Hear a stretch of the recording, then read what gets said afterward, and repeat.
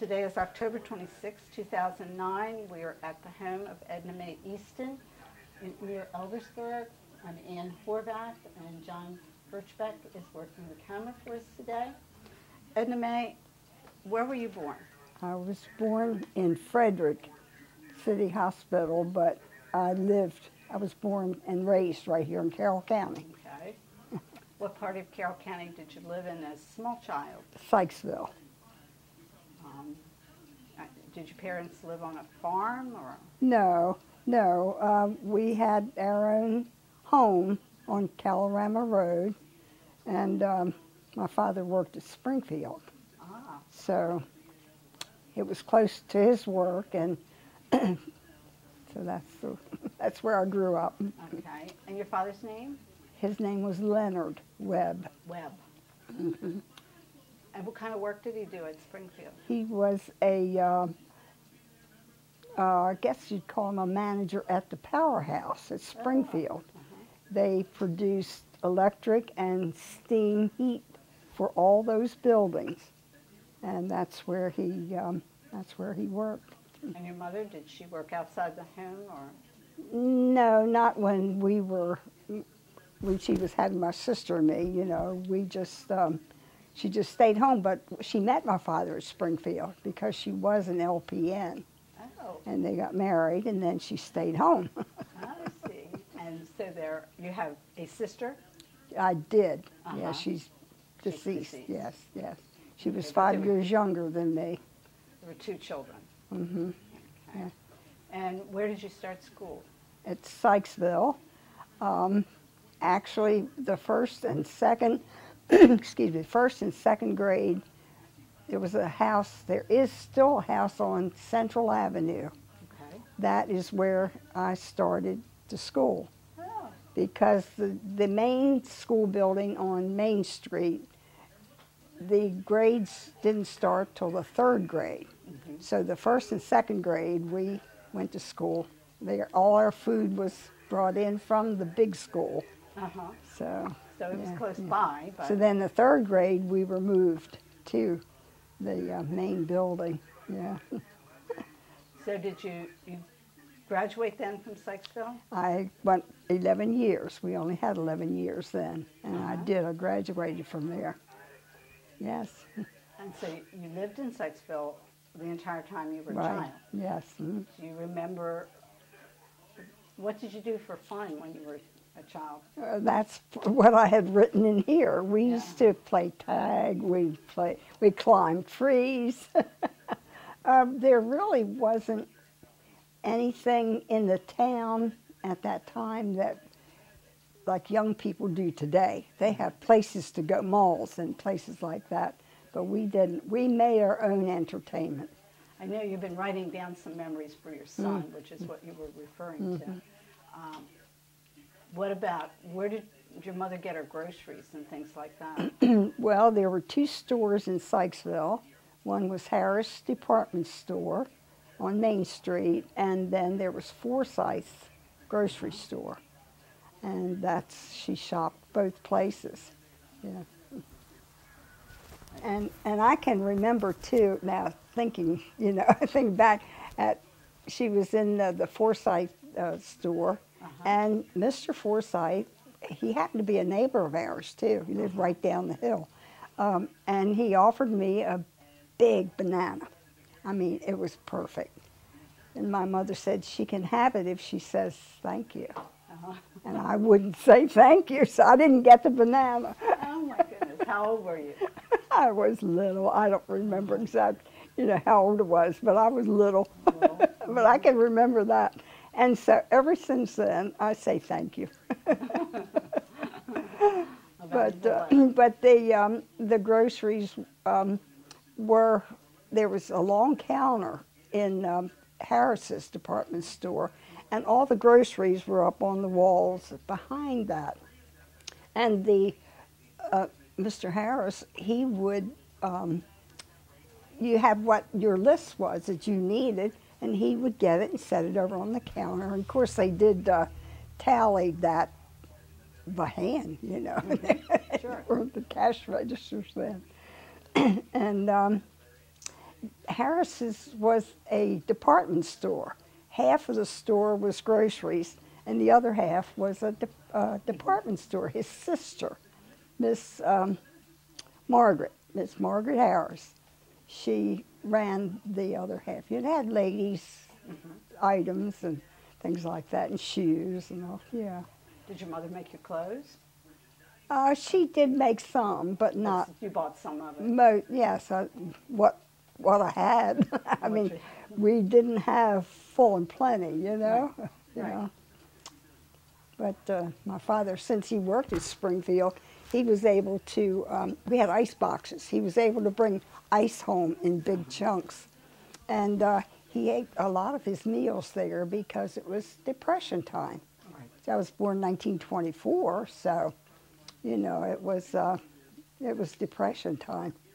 So they did whatever they could to help with the finances. Keep the expenses down. Yeah. And of course, the home that they built was paid for. I mean, eventually they were able to pay for it, even through all this Depression time, you know. Yeah. So. What about as you grew older and then were a teenager? Were there places that you went around Sykesville to have fun? There was another store called Barnes Store, and it was right next to, across from St. Paul's Methodist Church. Okay. And they had a jukebox, and you could go in and play the jukebox and dance. And that was a hangout place. Other than that, I don't remember too much else. A movie or a bowling alley in town? There was, yes, there was a movie. And, excuse me, I got a frog. I remember my sister and I going to the movies. That was down the street, the lower end of Sykesville, where, like, E.W. Beck is now. Okay. And I remember being in this movie, and it had to do with horses and all, and we could smell horse. I mean, it was very strong, and we thought there can't be from the movie, you know. Right. Come to find out, there was a man who lived back on what's the name of the road? Off of 32. My mind's drawing a blank. Think of it. Don't worry about it. But he had horses, and he used to ride his horse to the movies. So he was in the movie, in the audience, and we could smell him.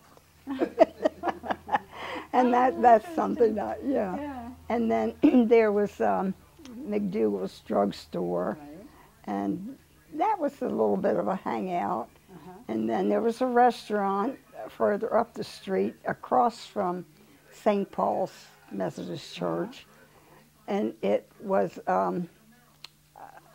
maybe a little bit of a hangout, but it wasn't a lot of teenagers who around town, you know, to go to those places. Yes. Do you ever remember going over to Strawbridge for special events? Our church with young people, they had a swimming pool where there is a swim club right now off of Bennett Road or Johnsville Road. Okay. And we used to go there for picnics and all, but other than that, but there were Strawbridge homeboys in my class. Oh, I'm sure. There were quite a few that went to Sykesville School. Some were from divorced parents or had lost their parents or whatever, but the church gave them a home, which is the building is still there. And they lived there, and they were taken care of, you know, till they grew up. And yes, there were, I guess, 3 or 4 in my class who were Strawbridge, and surprising that many, you know, without families and all. Yeah. And a couple of them were quite Little characters, huh? a character, I guess you'd call it, yeah. And I remember one time we were in assembly. We had the whole school, high school, went to assembly, and one of these boys made some kind of remark, and we got to giggling, and the principal sent us out of the assembly. We had to go back to our homeroom just for laughing. Yeah, yeah. Yeah. What about holidays? Did you do anything special, like at Christmas, or that you remember? Well, we did get presents, you know, but I remember my father died when I was 10, and I remember going to my uncle's, my mother's brothers, for Christmas, and the adults were over in another room, and my sister and I were left alone. So without anybody knowing it, we got into the candy, and we ate lots of candy. So when we got home and went to bed, guess what? I got sick. Yes. And my father, I remember, he couldn't tolerate it. I mean, he got sick too, because I did. Yeah. So your father died when you were 10. Mm-hmm. That must have created a lot of changes for the family. Oh, it really did, yes. Because my mother, since she wasn't working out of the home, she had to find, or needed to find a way to keep her home and keep us, you know. So she started a laundry business. Oh. And she hired colored girls. That's where they lived down in Oklahoma. And they worked for her, and they washed and ironed and hung clothes up, and on the lines outside. We had no dryers. Right. The washing machines were Maytag, and they were Ringer. Right. And yes, eventually the business grew to the point where it got so big that Mother was going to, it was in the home, in the basement. She was going to have to build another building to have Just this for business, and she decided no. And it was getting close to World War II time, you know, so she gave it up, and then she went to work at Bendix Corporation. Yeah. Yeah, but there was another, and I've put it in my memories. I lived across the road from a farm, and Mr. Edward Hargrave had a brother and a sister who lived there. None of them were married, and he was a Baltimore City councilman. Okay. And of course, after, I don't, whether they were voted in as councilmen at that time, I don't remember that. But he started this farm. It was across the road from me. It was a dairy farm, and he had goats. And some of these goats would get loose and come over, and these colored girls were had clothes hanging out on the line, and the goats would eat them. I mean, they would just grab the clothes and eat them. So my mother got tired of it because it was doing damage to people's things that she was responsible for, and she was able to grab one of them one day, and she tied tin cans to the goat's tail. The goat took off back over to the farm, never to be seen again. And my mother got hysterical. She thought that was so funny. Yeah, I can remember. Did that stop the goats, period? Yeah, they didn't come back anymore. Apparently it was one of them that was the instigator, you know. Yeah, I'll never forget that.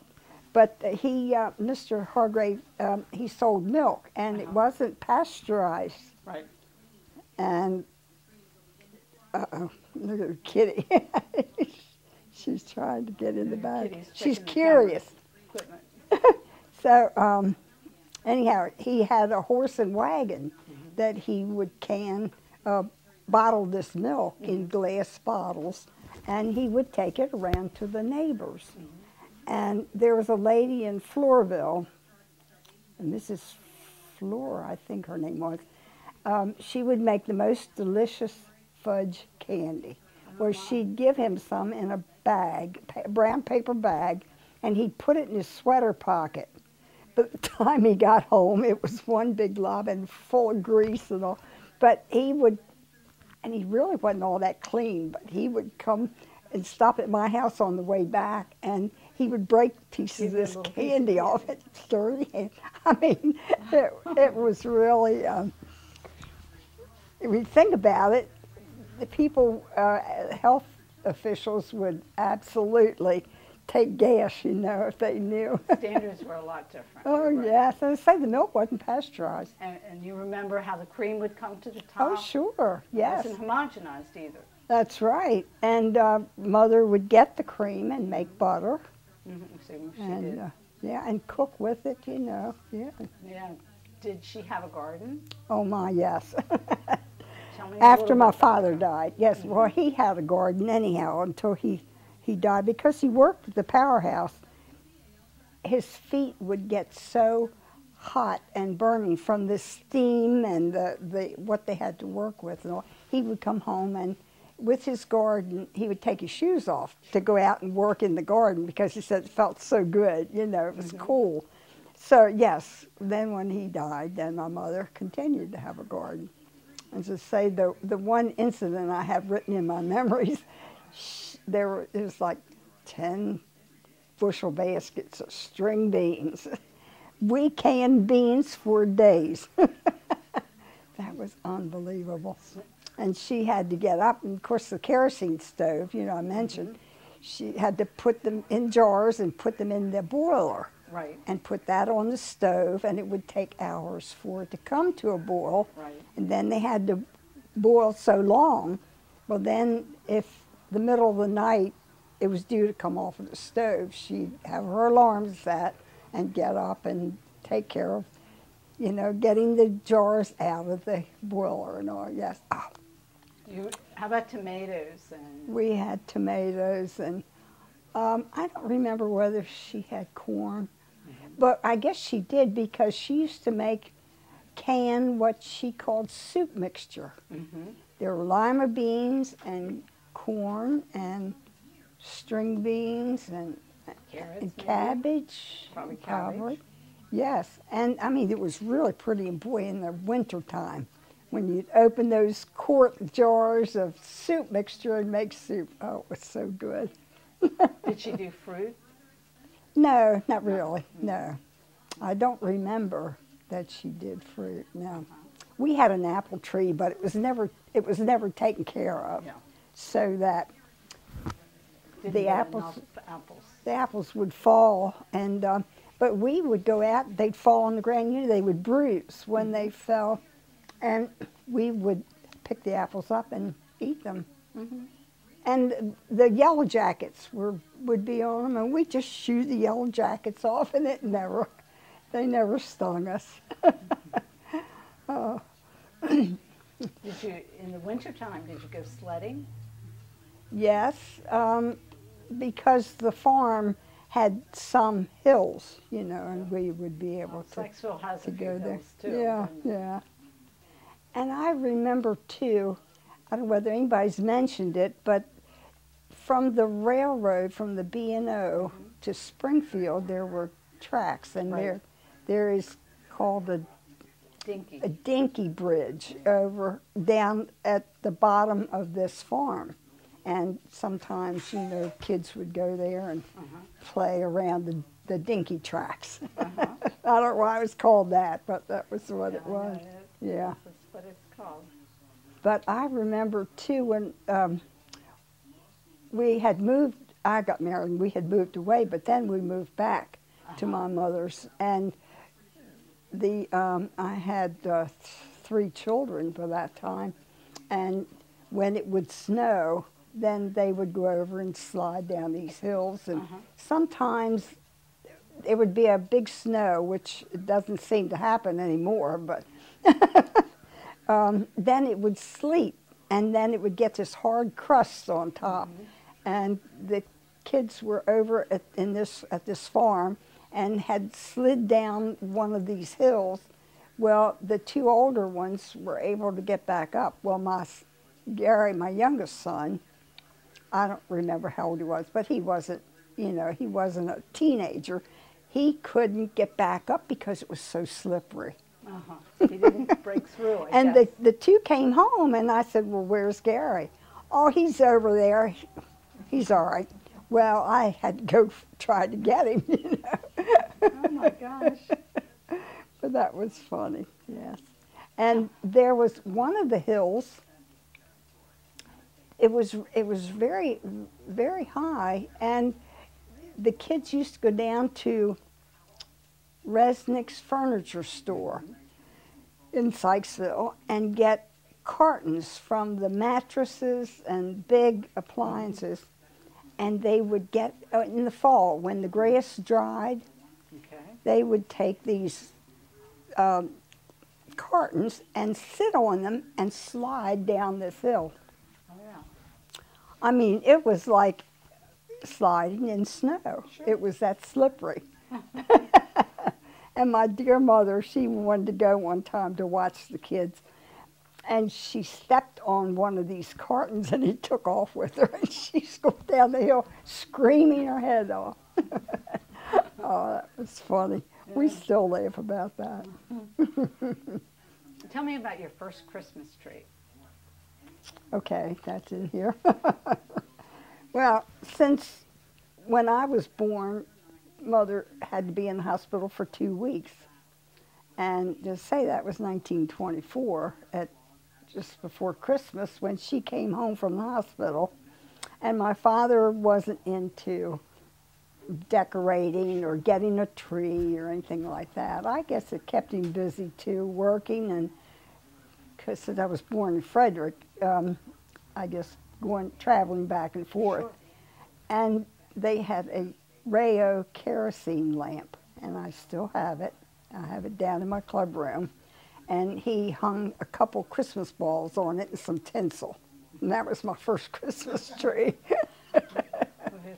Giving points for being creative anyway. Yeah, yeah. But we really, there wasn't a lot of gift presentation. Maybe if we got 1 or 2 gifts, we were lucky, you know. Mm-hmm. But we did have relatives who would come and bring us gifts. But yeah, it was, let's say it was a bad time, yeah, for everybody. Difficult times. And when I started to school then, it was still Depression time. Right.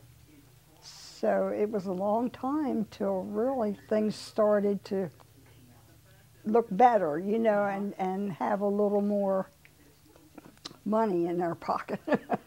And when you graduated from high school, did you work then for a few years before you got married? I graduated in June, and August of 1941, I went to work at the Baltimore City Health Department in the Bureau of Venereal Diseases. Mm-hmm. And I worked there for 5 years until I got married, and then, of course, I quit. And where did you meet your husband? He lived on Cleves Mill Road, born and raised on Cleves Mill. Right. And he came to my house one night with a buddy of his and wanted to take me out.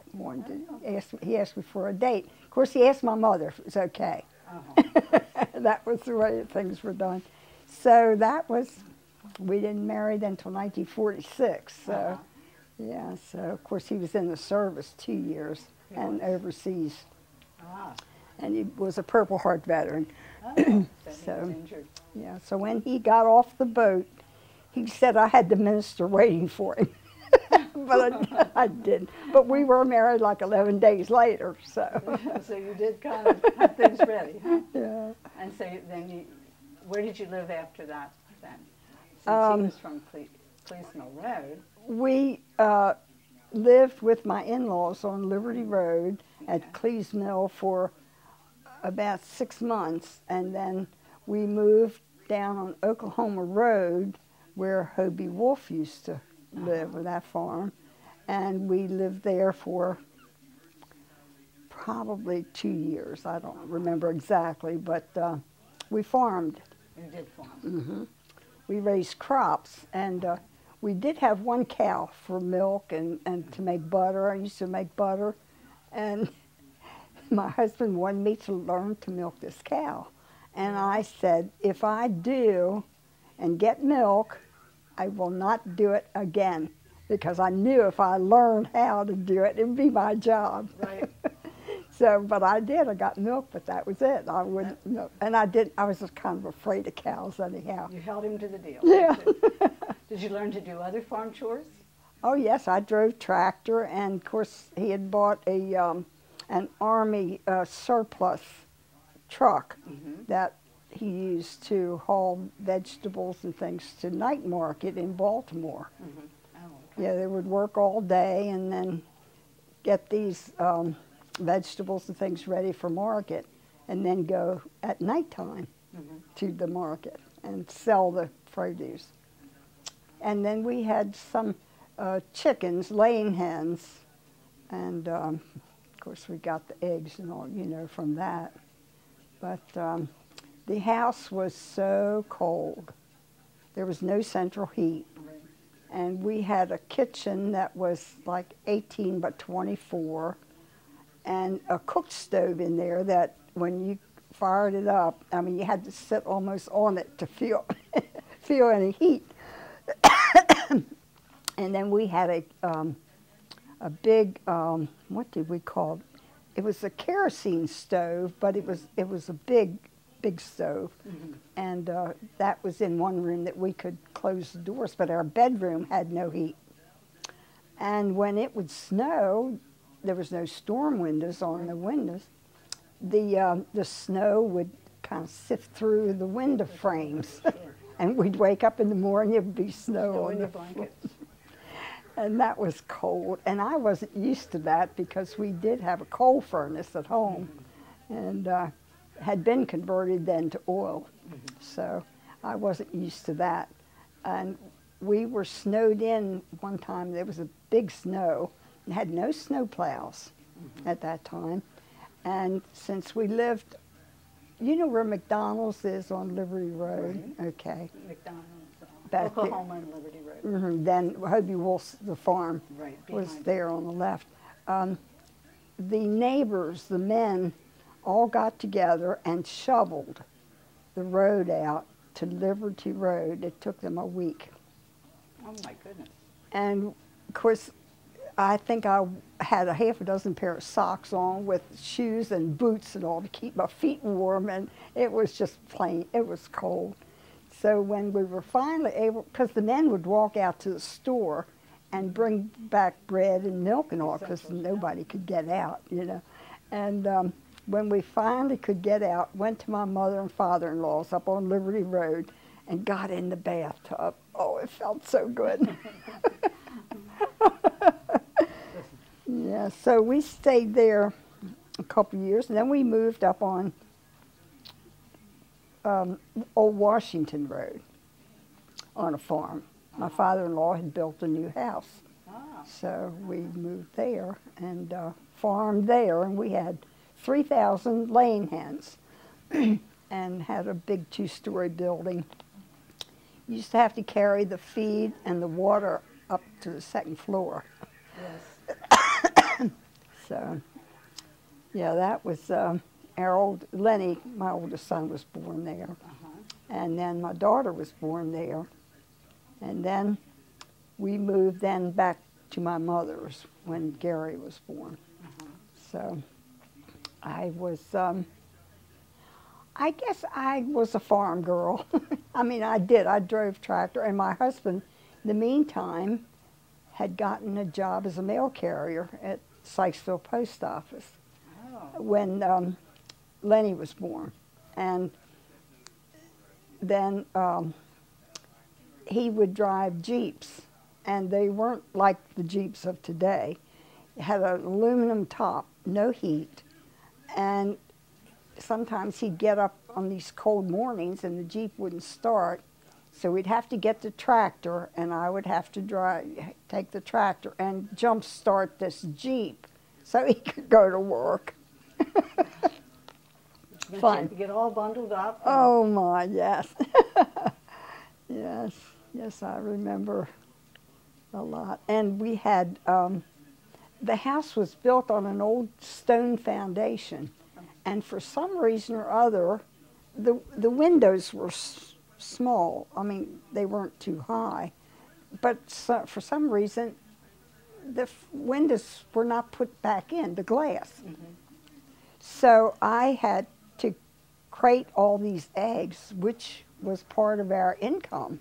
Right. I mean, we had crates and crates and crates of eggs that I had to clean if they were from the nest, you know. You cleaned them? Did you candle them?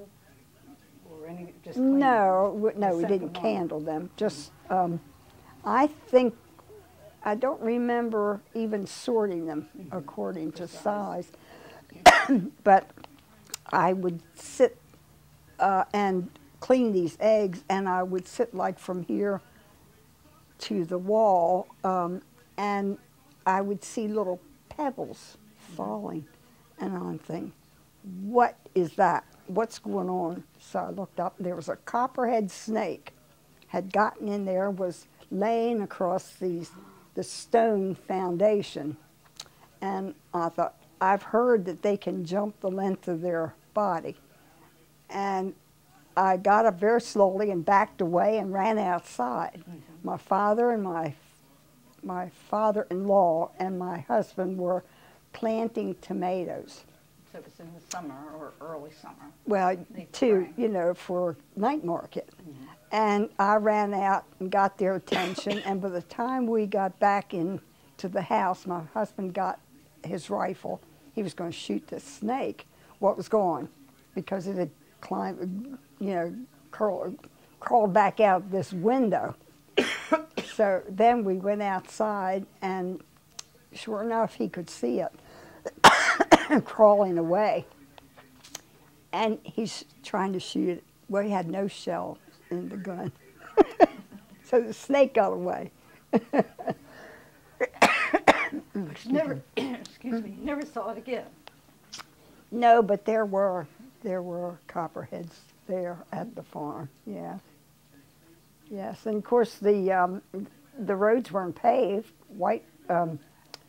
Cleves Mill Road wasn't paved, and our long lane into the farm wasn't paved. Right. And sometimes the ruts would be yay deep, and Right. the same was with White Rock Road, over near the other end. Obrecht. The ruts would be so deep that sometimes the Jeep, which was four-wheel drive, they were too deep, and you couldn't go because the ruts were so deep. It would get to the car, yeah, the axle was right on the ground. You were telling me earlier that when your parents got married, that Liberty Road was a dirt road. Yes, it was, yes. Liberty Road. Because they were married in 1923. And that was apparently their first place where they lived, in that building where then my daughter-in-law's father had the appliance store. And that would be close to the intersection of 32 and Liberty Road. Yes. It later became a tack shop for horses, and all people would go and yes, I mean, I only know what she said, you know, that it was a dirt road, because I mean, I was born then a year later, so Yeah. I didn't remember, didn't know what was going on. It was the time you remember it was a paved road. I think so, and it was like just two lanes, you know, one lane one way and one the other. Did your family go to Westminster or to other towns? I think before my father died, we would visit people in Westminster who lived in an apartment up on Main Street. And they used to live in Sykesville down on Spout Hill Road. And we really didn't do a lot in Westminster, but my uncle lived in Mount Airy, and he was a mail carrier for 40-some years.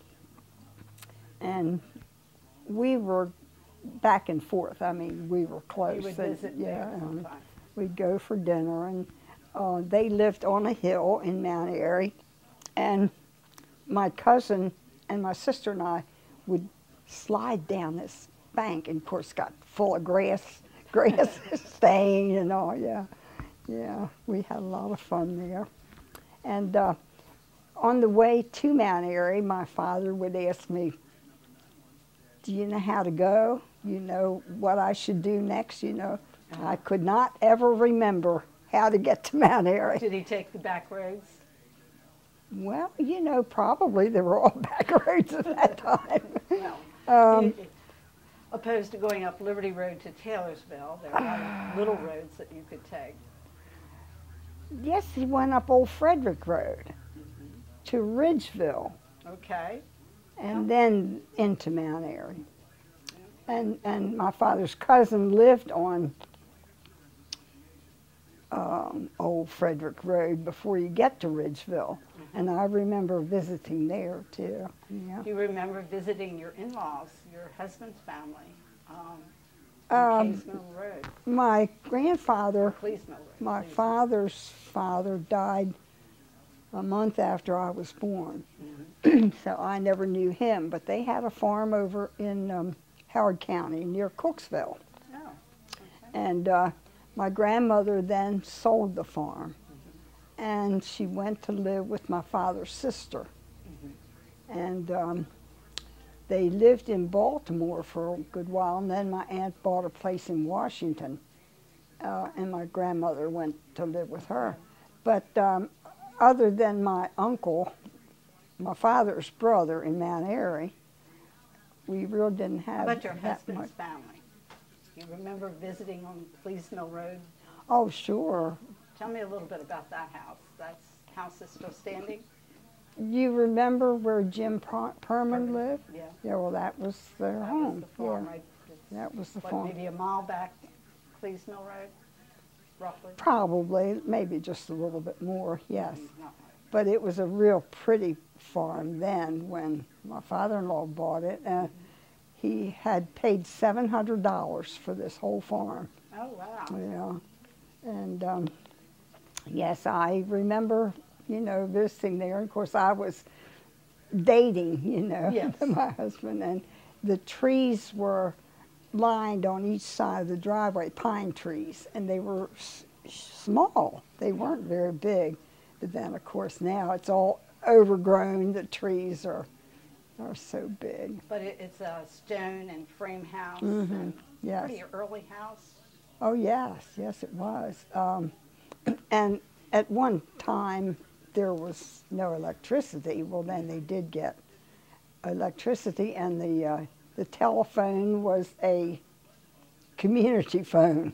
There was a lot of people on the line, and, people would pick up the phone and listen to other people's conversations and all. Oh, yes, I heard that. But the one end of the house was stone, was the original.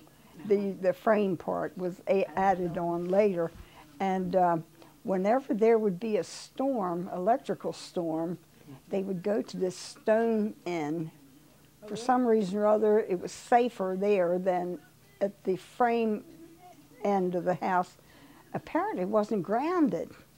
And the lightning would strike and would circle around the kitchen and this frame part of the house.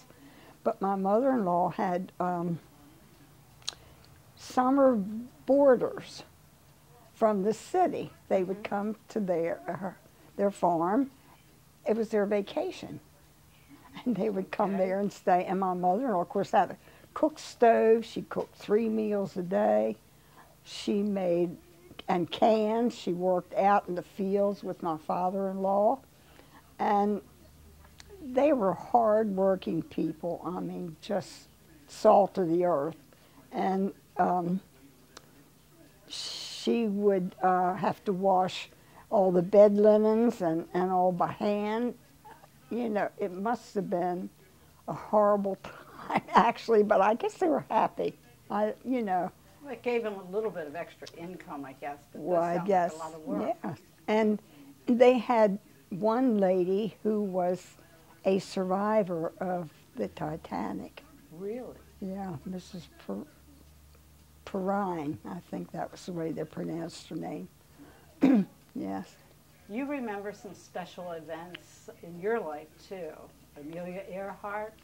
Yes, and that's a movie now, you know. Yes, really interesting. Why do you remember it so well? Tell me a little about that. I don't know why. Lindbergh's flight, I don't know why I do remember those things. Maybe, I don't know whether, I guess this was before my father died. I'm not sure. He died in 1935. Amelia Earhart's flight across the Atlantic was 1928, I believe. And then her flight around attempted flight around the world was like 10 years later or so, 1937. So you kind of grew up knowing about her, I think. Yes, what else does I remember? Now I forgot what I remember. I remember Will Rogers. Okay. He was, everybody quoted him. He was a real, I don't know what kind of a person you call him, but he was kindly, and he had a lot of sayings that people would quote. And when he died, I remember he died before my father, because I remember my father, he took it so to heart. It really hurt him, you know, to know that. It was a real loss. Yeah. Yeah, there's been a lot of changes and all since. What about Lindbergh? What was the particular part of that you remember? I don't know that I remember more than that he did, you know, make this flight across the Atlantic. I do remember that his child was kidnapped by Hopman. I think that was his name. And yes, I do remember that. That was, of course, a big story, you know, at the time. Big newspaper events. I'm just trying to think what else I might have written about that time.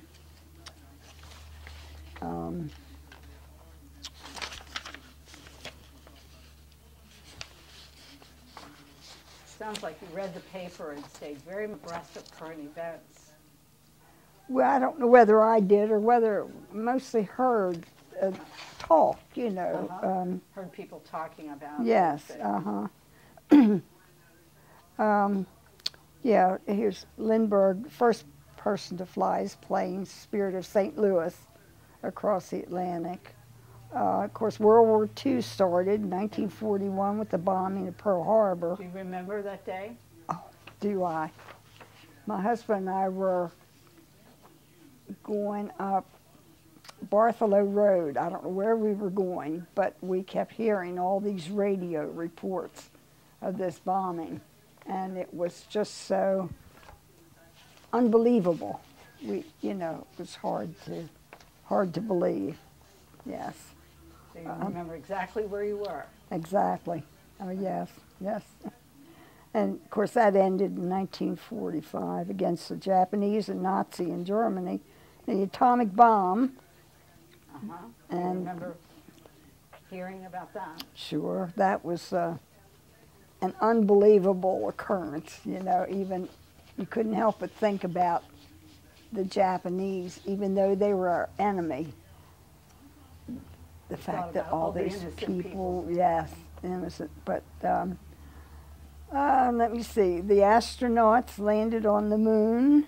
Now all this is, you know, during my early time, and we moved here in 1962, November 22nd, and a year later, President Kennedy was assassinated. Pretty significant event. Yes, yes. Yeah. And President Reagan was shot, survived, and he was instrumental in the fall of the Berlin Wall. And that was built by the communists that divided Germany. The Vietnam War started in 1965, to 1975. Computers were invented. The Polaroid camera was invented, as well as the camcorder. Mount St. Helens erupted in 1980. The ash was visible for years after, and we went to California in 1984, my husband and I, and we went to Mount St. Helens, that area, and there was still ash visible on the ground and you know, in the area. Yeah. Well, that was some of the things that I remembered. I didn't mention when I was married, Oakland Mills, woolen mills, was in operation. Maybe others had mentioned that. And you could go and buy wool at the mills.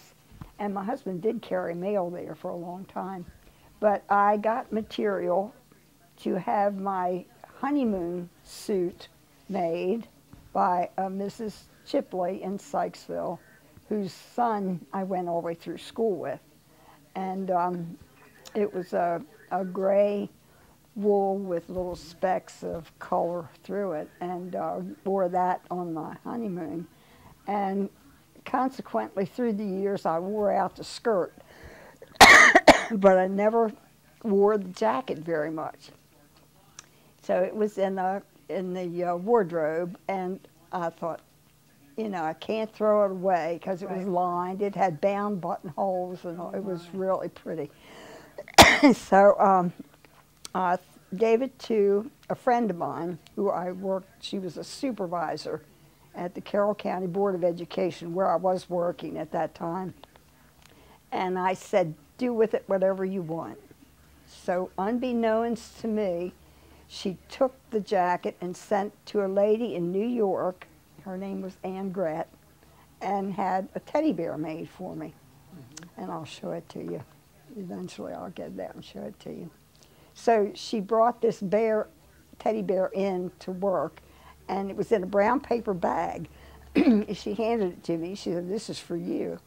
And I said, well, what is it? She said, well, look. And I took out that bear. I wanted to cry. Oh, how it was made from the material from Oakland Wool Mills. Oh, how interesting. And of course the dam, you know, when that was built, that totally eliminated all the area where the mills were. And a lot of people worked there in the community. A lot of people were displaced. And their homes and all, yes, absolutely. You remember when that happened?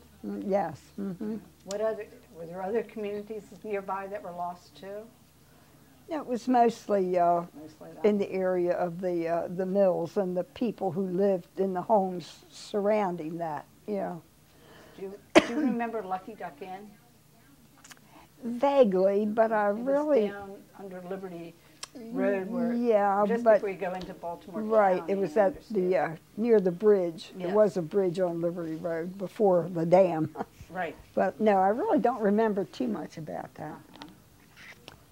Any other sites that were lost as a result of Liberty Road come to your mind?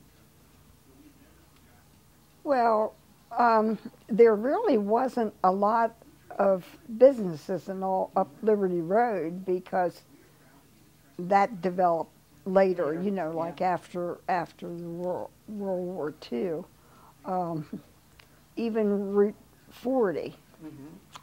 Yes, Route 40. No, Route 40. It wasn't, I don't know who made the decree, but you couldn't build from like the Baltimore County up to even say at Route 32. You couldn't build anything, any business. Well then, after the period of time, and I don't remember how long it was, but we used to go that way to work, and there was nothing. I mean, there were no businesses, you know, from Sykesville to all the way to Baltimore. And eventually then, it was allowed, businesses were allowed to build. So, of course, you know how it is now. Right. Did you shop much in Baltimore?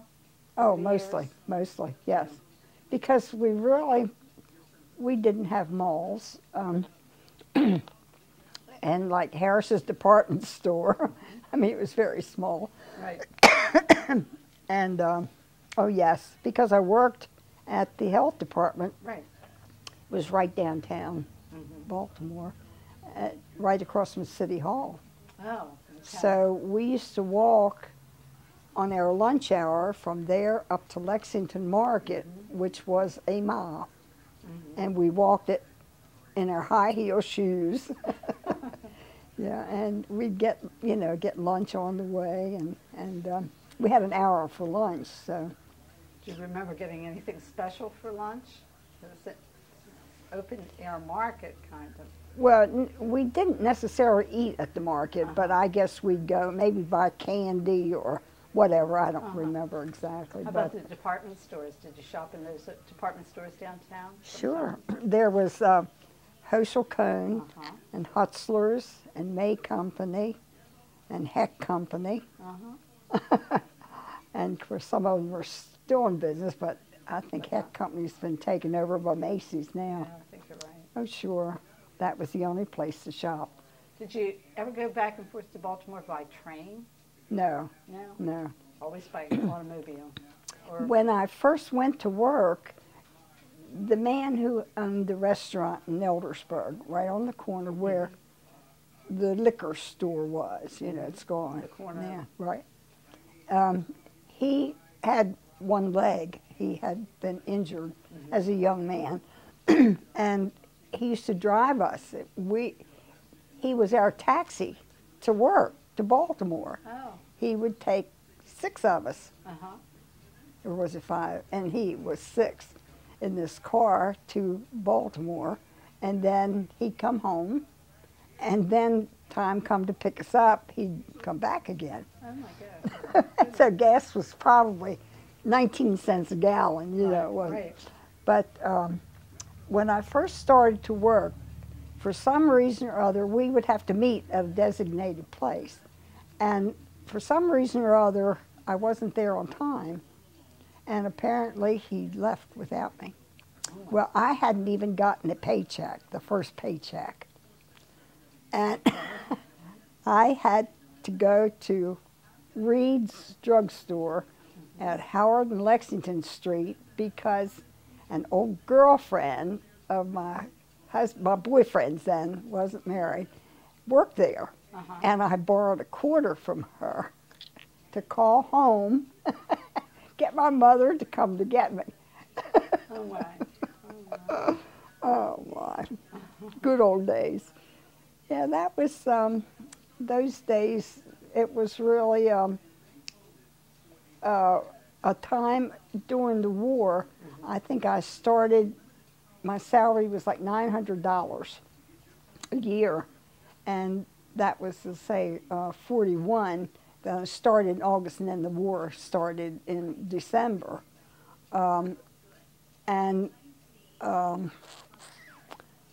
I think after the war started, then I think I did get a raise, and my salary was $1,400 a year. So, yeah, but of course everything was relative then, you know. It was, Expenses were less. oh, sure. So, yes. I know John would like to know, did any of your family use World War II prisoners of war for labor during the war? The German prisoners? No, because None of the Eastmans or none of your family? no, my husband at that time, we weren't married, but Right. no, he was not a prisoner of war. No, But I had no other relatives that were. did any of the farmers locally use the German prisoners of war? Oh, did they use them in their farming or whatever? I think after we were married, of course the war was over then, we had hired help from the city, but I don't think they were prisoners then, no. No, I really don't remember But anybody? that they, around. if they did, I didn't know about it. Yeah. Any other little stories that you particularly want to tell us? Oh my. There's a lot. Well, let's see. Let me see what's here. We had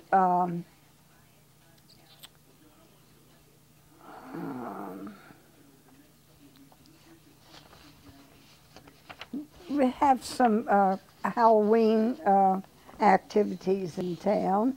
Okay.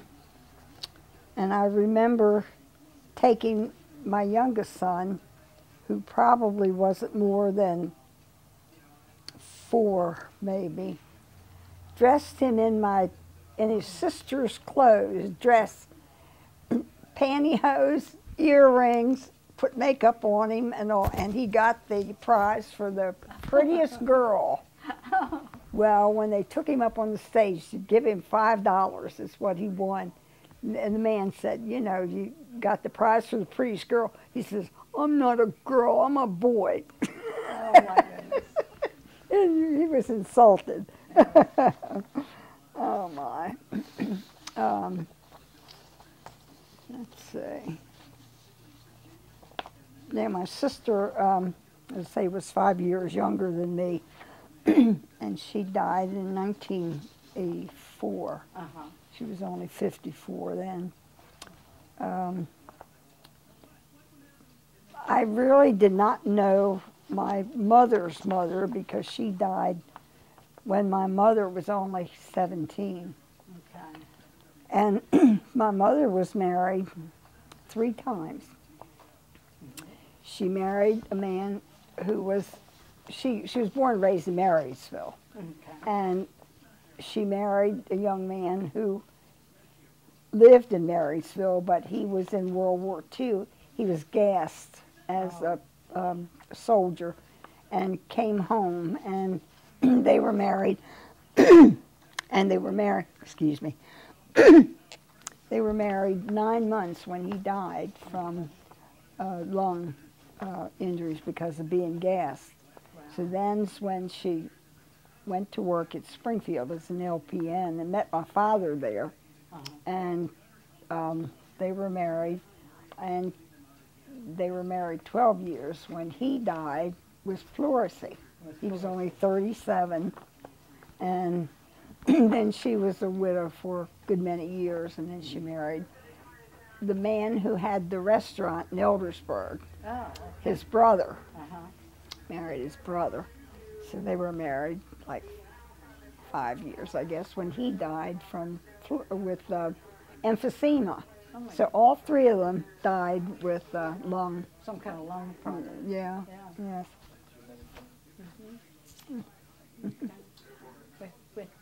He's saying we have just a couple more minutes. Oh, okay. And so if you have another little story that you'd like to share, we have time for that. Yes, I attended St. Barnabas Oh, yes. Episcopal Church. Was baptized there.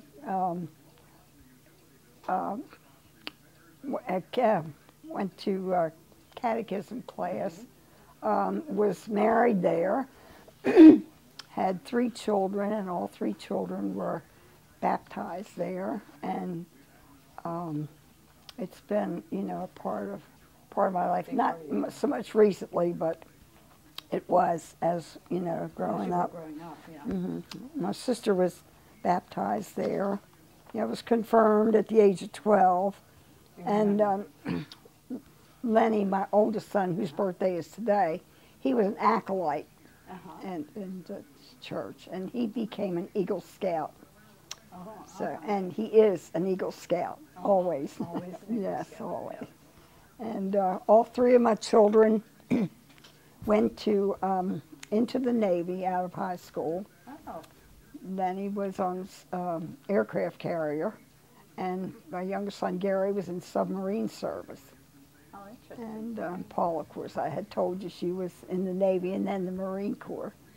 So she met her husband in Okinawa. He was a Marine too.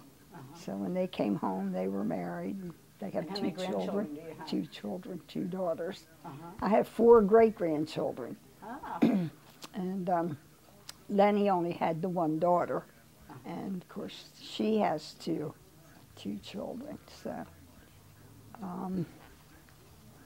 let's see. My mother had a brother, one brother, and he married a lady who lived in Marysville. That's where they lived, and her name was Amy Claus, like Santa Claus. Oh my goodness. And if you remember telling you about the candy incident where I got sick, Yes. that was where we were at her home when when I did this. Yeah. Oh.